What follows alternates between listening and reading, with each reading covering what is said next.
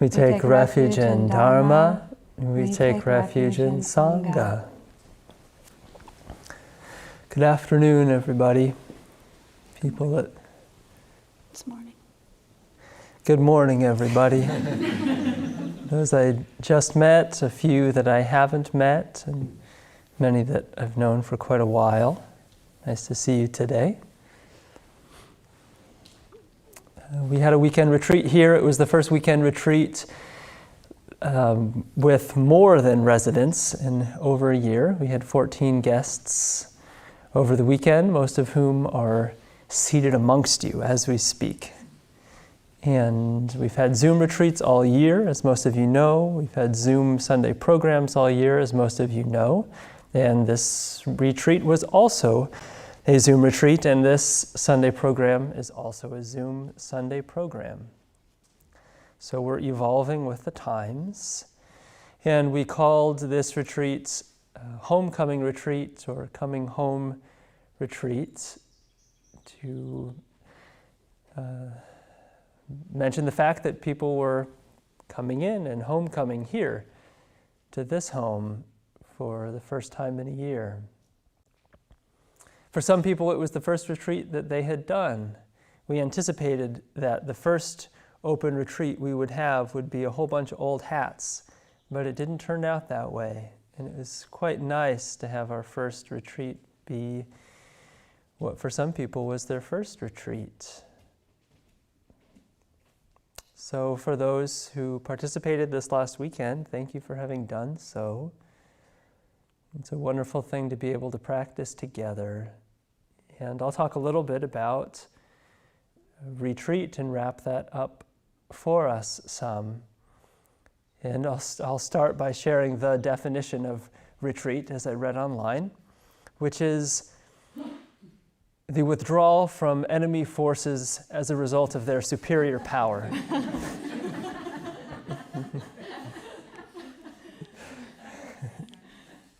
So hopefully that resonates with you. Someone asks you why you went on retreat, you can tell them why.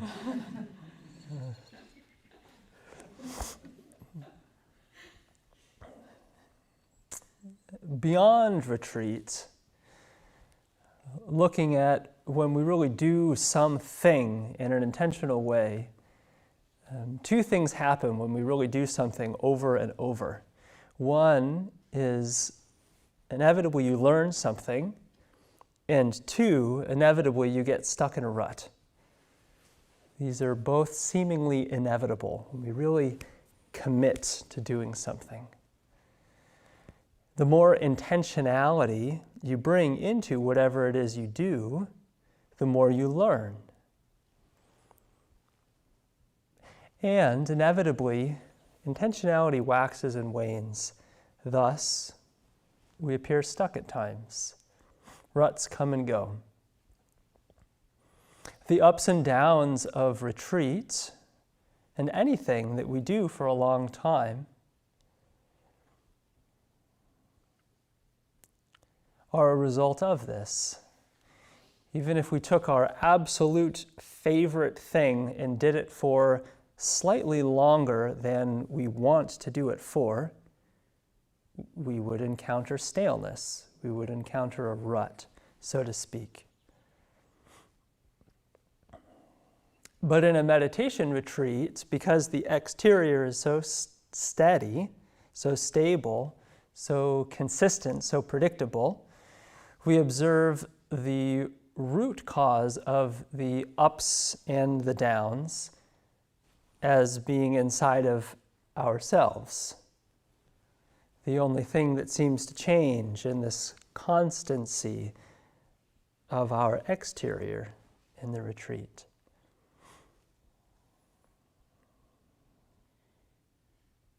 One of the residents here, Ryujaku, talked about for the first time ever being seated at a place in the Zendo that was immediately right in front of one of the carved out circular holes in the floor. Ventilation. Shinei was asking me why they're there. But And he was talking about how it was a powerful thing to have that point right in front of him. It really brings you into a very specific, unchanging nowness. The more clearly your exterior is stable. And then the more obviously the movement of the interior becomes apparent. And the world has been in a kind of retreat over the last year. Carbon emissions in the United States went down 13% over the year due to less travel. Many people stayed at home. For some people, this was a blessing. For some people, this was a curse.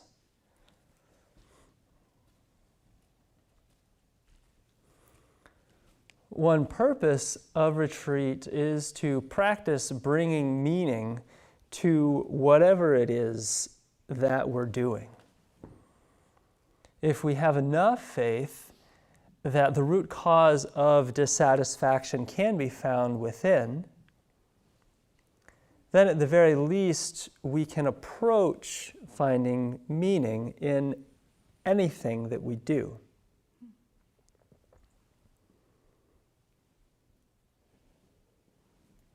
Retreat is designed to not be very stimulating. And perhaps everything, with the exception of flat out sleeping, is more stimulating than the conditions of retreat. However, many people, and hopefully all of you, have some experience in retreat or in a meditation period of touching into some relationship with, oh, just this is enough. This.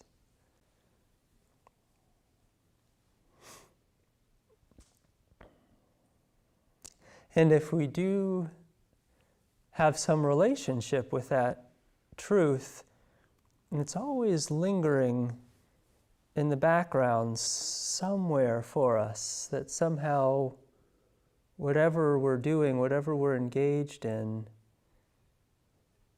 is also enough.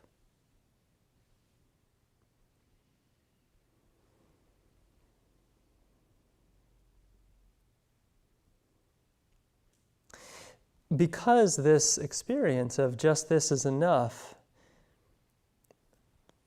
as we experience in retreat or in meditation period or however we as individuals come into contact with that, because that experience itself is simply the bare experience of being alive,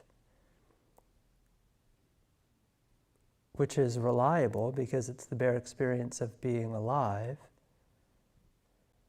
It's reliable and available and something we can return to and we know is always present, is always present. We may not always be aware of it, but we know that it's always present and something that we can return to, and thus have some faith that we can approach satisfaction, approach meaning always.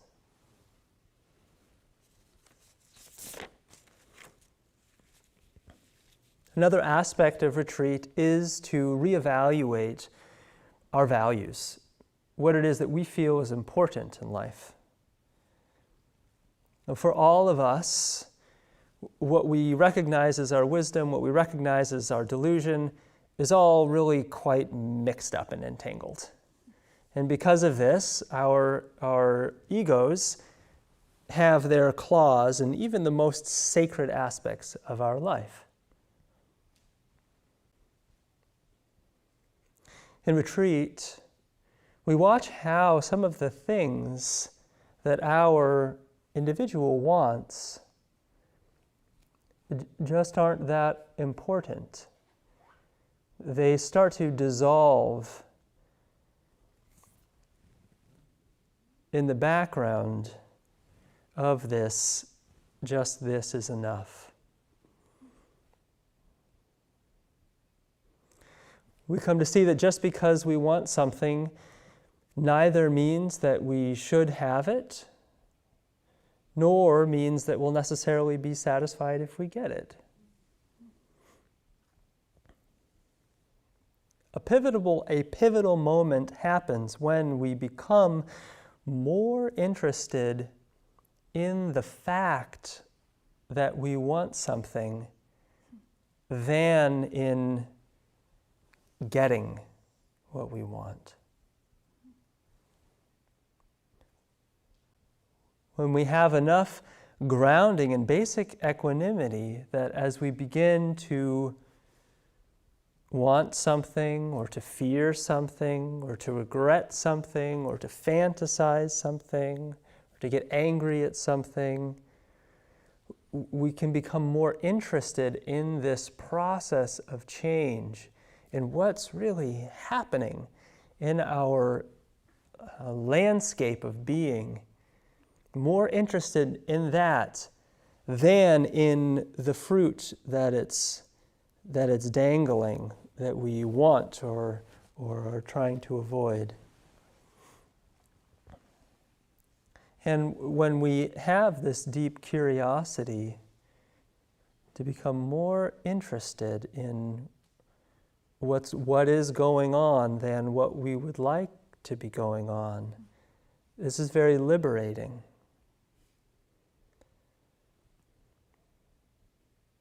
If physical pain is something that you work with regularly during retreat, what is the exact moment when the pain becomes a problem, and where does that problem reside?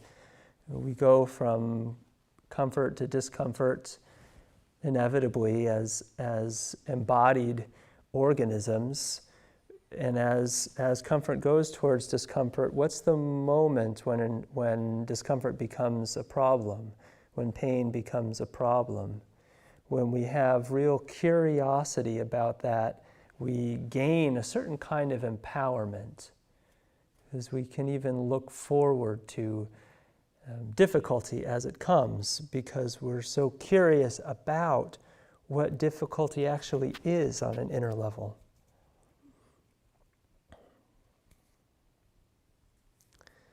And we want to have a certain future. It could be very simple. Maybe we have plans tomorrow that are dependent upon certain weather. How is it that in this moment, in this, just this is enough, we can come to believe that the future even could be a certain way,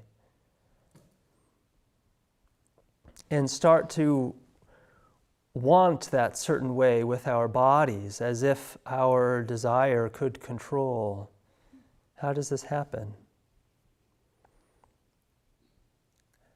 And then further, when all of that wanting has settled, even settling the spiritual wanting of wanting to know what is this reality, when even that has settled, what remains? Just being here.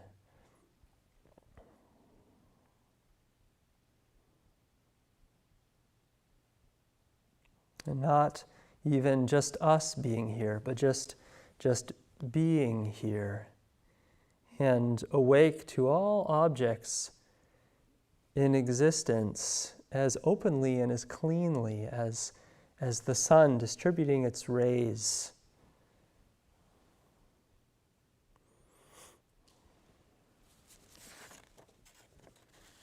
And what is the function of coming out of retreat? Well, life itself, of course, is a devotional practice. And how fascinating a thing that we even have a life, and how fascinating a thing that we can even muster up that question, why do we have a life, as if we could conceive of an alternative.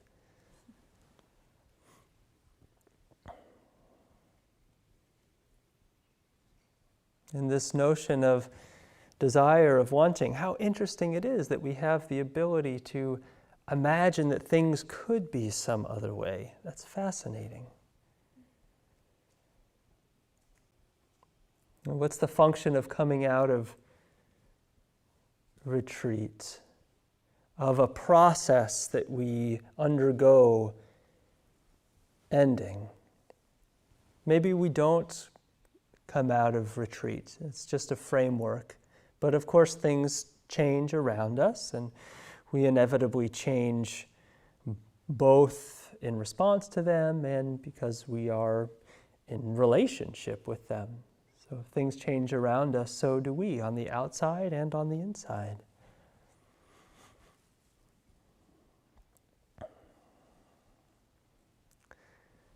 Now, to use a playful metaphor, if you're playing in a basketball game, you could never request of your opponent to work on this dribbling drill for a moment before you drive. That didn't work. That doesn't work. Because in life things come real time. And there's no stepping outside of that. There's no stepping away from that. In reality, sometimes we are prepared, and in reality, sometimes we are not prepared. None of us were prepared for lockdown a year ago, and it happened.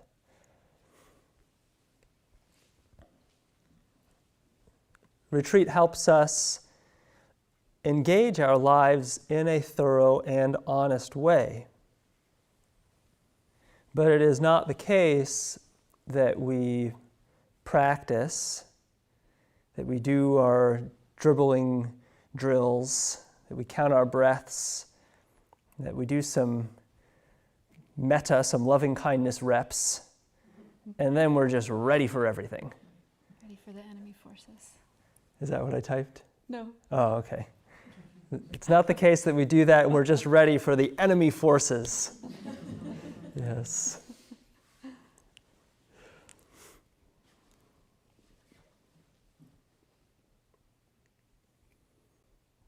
In films, this is a classic film plot line. Someone undergoes some intense training, or if it's more like a Marvel film, they have some freak accident that all of a sudden turns them into the most something or other on earth. And no one can compete with them or touch them in any way whatsoever. This thing happens, and then they're just totally it. And of course, in this film, all the while, there's a subplot that the same thing is happening to somebody else, somewhere else, who has a slightly different emotional tone, such that it's obvious they're the villain. And then at minute 47, they meet for the first time, and then 35 minutes later, they have this epic brawl. After which the villain fails, and the hero, after usually some inner conflict that requires a discovery of humility and usually asking for some help of others, succeeds.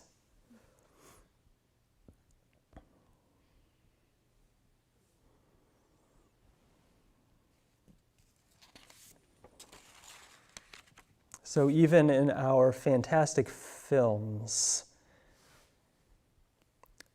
we recognize that continuous practice is a thing.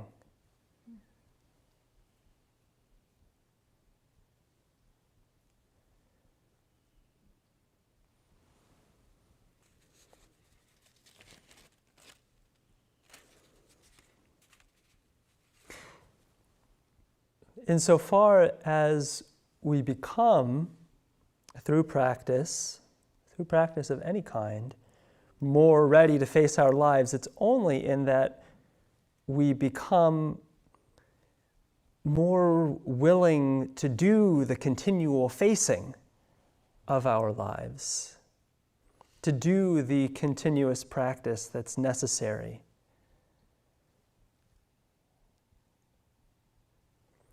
Practice doesn't ever set up the condition wherein we no longer need to practice.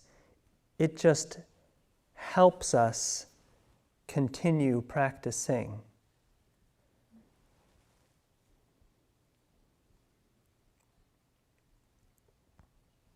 coming out of retreat. This metaphor doesn't work for me so well personally because I've fit in the same clothes since I was 14. But some people talk about trying on old clothes after a time, and the clothing fits a little bit differently, right? And this is kind of like coming out of retreat. You do the same old things, maybe even have the same old thoughts, but they just kind of fit a little bit differently. And you got to figure out how to wear them again, how to make this work. And sometimes it takes a few days, but I've always found that I like the new fit better.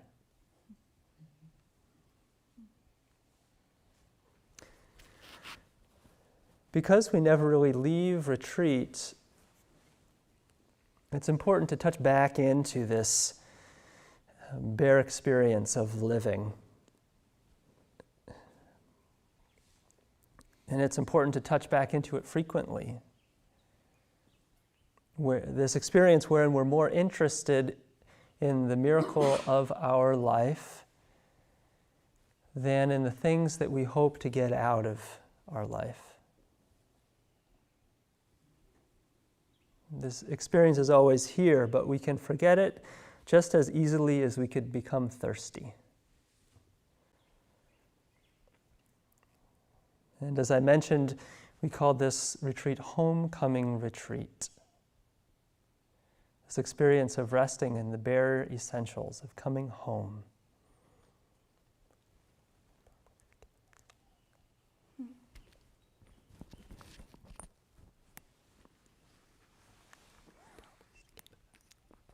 Skip it? No.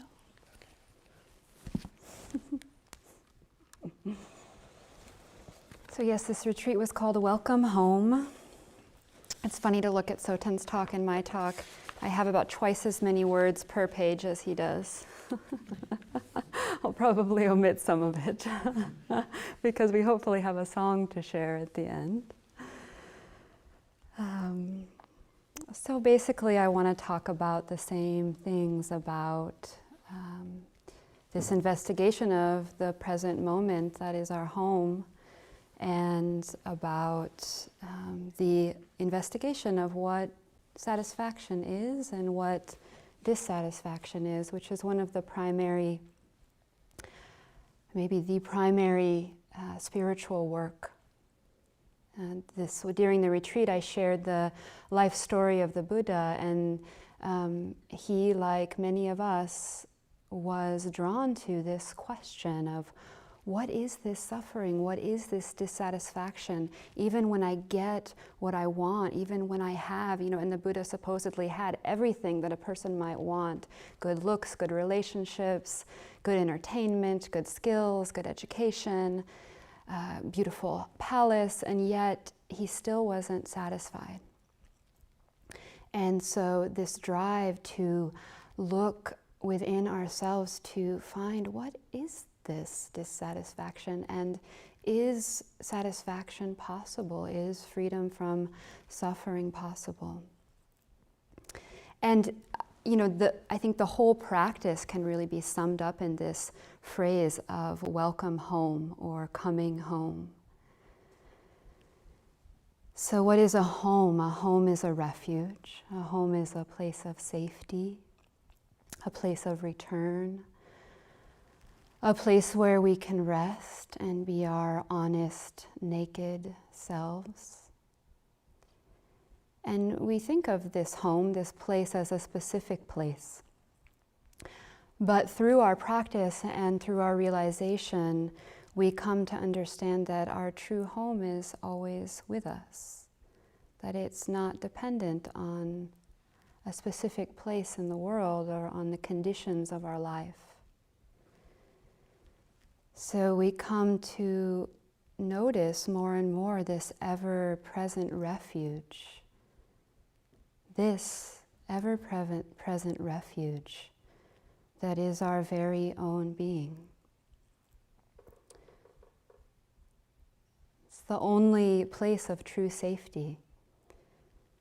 It's the placeless place, you might say, where everything returns, from which everything arises.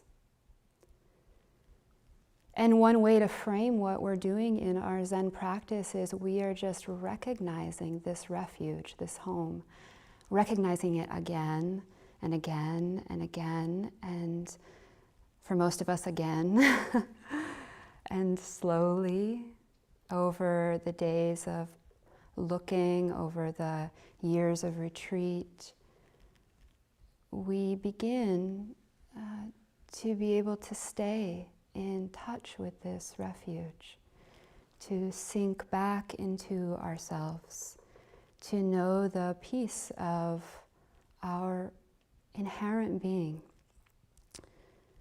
When the Buddha was awakened, it said that it's recorded what he said, supposedly. The story has been passed down through many languages for 2,500 years. But this is what we say that the Buddha said when he awakened.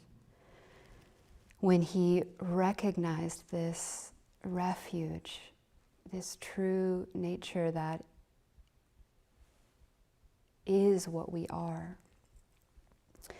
He said, how wonderful, how wonderful, how wondrous. All beings are inherently endowed with the wisdom and compassion of the Buddha. All beings are inherently endowed with the wisdom and compassion of awakening. So he's saying that we already have it, that we already are it. And then he said they just don't realize it due to their confusion. So our confusion, our confused thinking is like a cloud that covers the blue sky. It's like a veil that covers our true face. We're confused about who we are, and we're confused about what happiness is. We think that happiness is arranging our conditions just right, our mind, our posture, we bring it into the practice even, arranging our partnership, our relationships, what people think of us, what job we have, what possessions we have, what outfit we have, what body we have. If we arrange it just right, then we'll be happy. And most human beings spend their whole life doing this, searching for happiness in somewhere else, someplace else. And it's just not true. Happiness is inherent to us, like the Buddha said.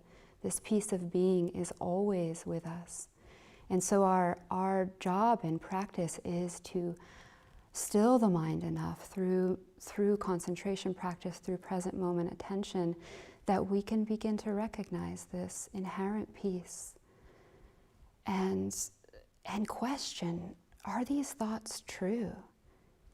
Who is thinking these thoughts?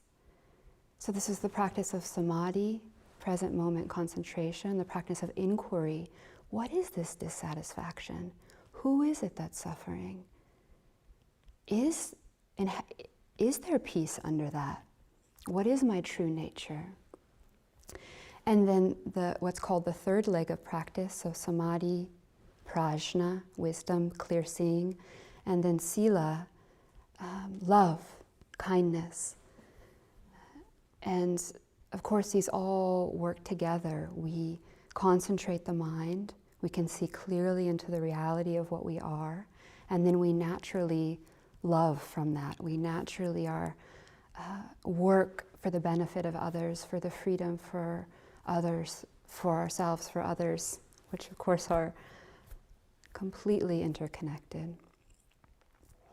Also in the Buddha's awakening, I didn't share this detail during the retreat, but he supposedly, this is a legend of his birth, this is his birth, so it parallels his awakening in some ways, that he was born, he took 7 steps, could already walk, and he pointed to the heaven and he pointed to the earth, and he said, I alone am the world-honored one. And from the perspective of the individual self, this seems quite arrogant. I'm the one, you all, nah.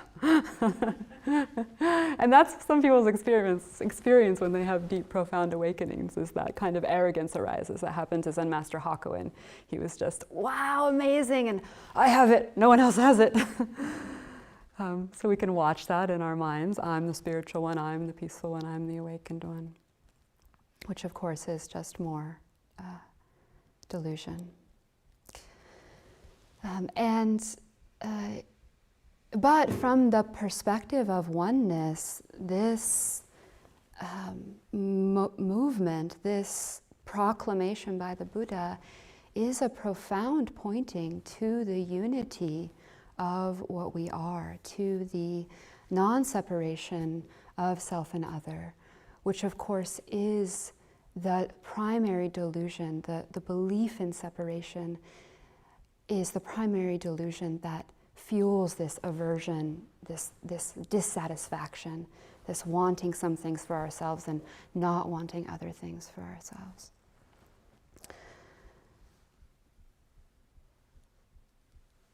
So this welcoming is, you could say, the whole of the path. This welcoming what we call other people, what we call other, those parts of ourselves that we push away. So we come home, we see our true nature, and then we include everything in that. So welcome fear, welcome aversion, welcome discomfort, welcome pleasure. Welcome, what's the opposite of pleasure? Pain. Pain.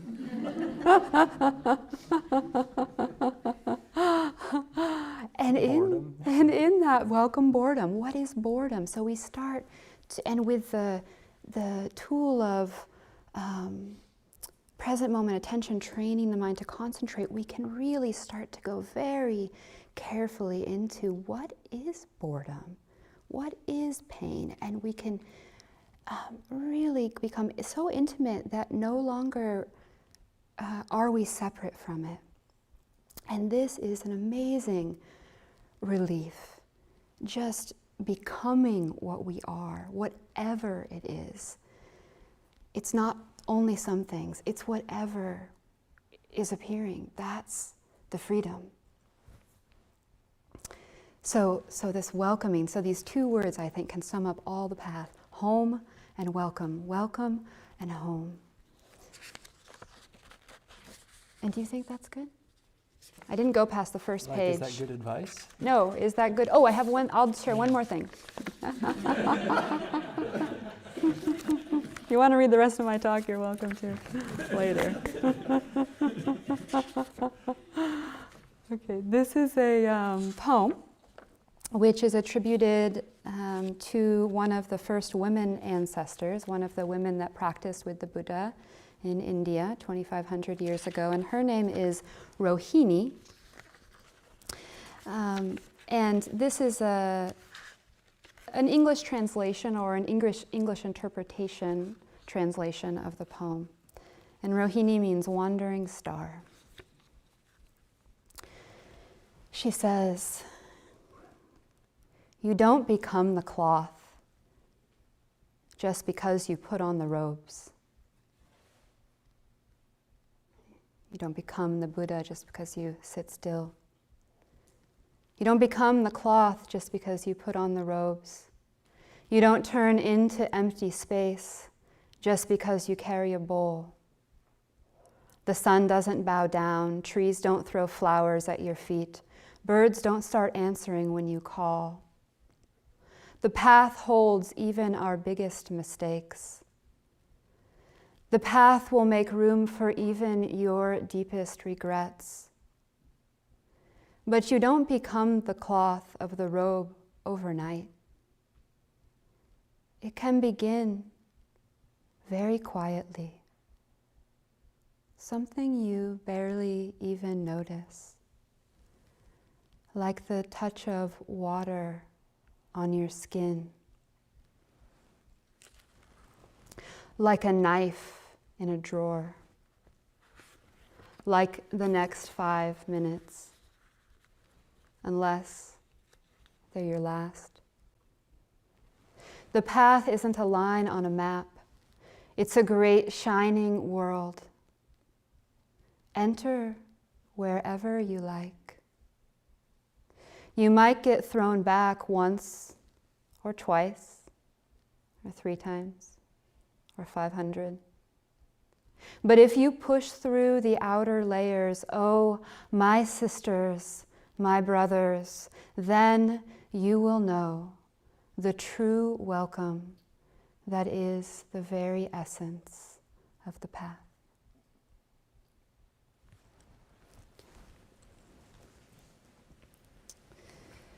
So Soten and I wrote a song together. As many of you know, he is a musician and I am not. So I'll try to sing my notes right, but I cannot promise it. Tell them what the song is about. Well, the song is about just what our talk is about. It's about this true home. It's about the stories that we tell ourselves, bad and good. It's about recognizing this aloneness, which includes everyone and everything. I alone am the world-honored one.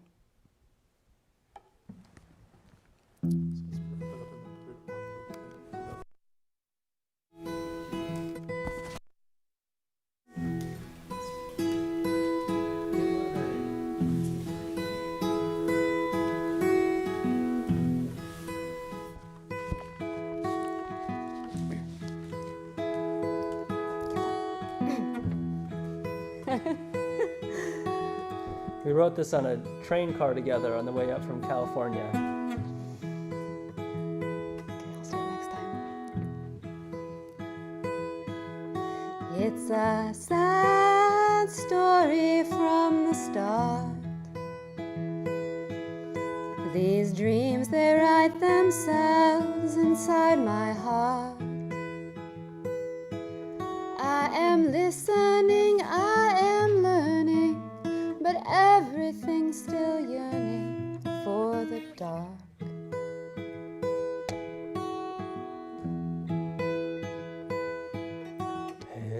It's a glad morning starts the day. I guess my heart woke me up this way. The sun is shining, I guess the night woke And became the day. What do you remember, darling? Every memory is calling you to walk alone.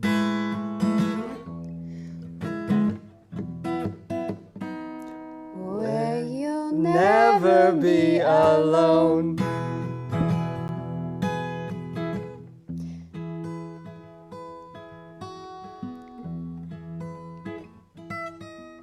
These silent memories live inside of me, and I'm not ready to speak. I care too much what you think. If you're leaving me, then go. I don't need you, and I don't need to know. Everybody's got their story to tell, and some of us tell our stories rather well. And what do you believe? I hope that you believe the best of me. Everything to me is calling as I watch it slowly falling down. I'm alone, And I always am at home. Just this morning, bird flew in to say, Pack me up your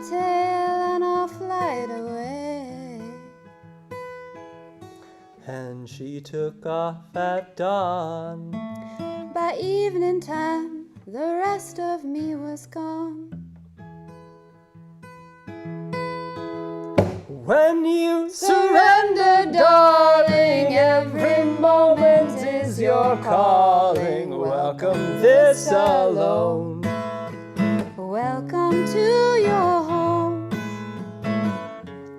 where you'll never be alone. welcome this alone. Welcome to your home, where you'll never be alone.